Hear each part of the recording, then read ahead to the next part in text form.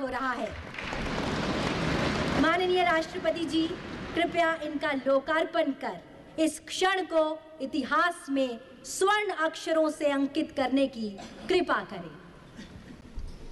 भारत के संविधान का उसकी 8वीं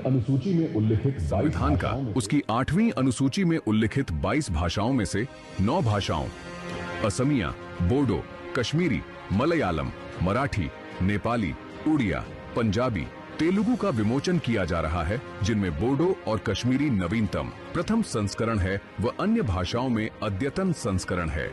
हमारी ये 9 भाषाएं असम, केरल, महाराष्ट्र, सिक्किम, ओडिशा, पंजाब,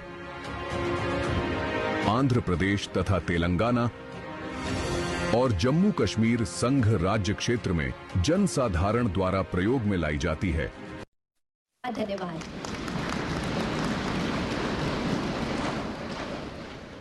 संविधान में अंकित चित्रों से भारत का अंतर्मन झांकता है। संविधान में इन चित्रों को उकेरा शांति निकेतन के कला भवन के प्राचार्य एवं विख्यात चित्रकार नंदलाल बोस जी और उनकी टीम ने। इन्हीं की सुंदर झलक है पुस्तक भारतीय संविधान में कला और कैलीग्राफी।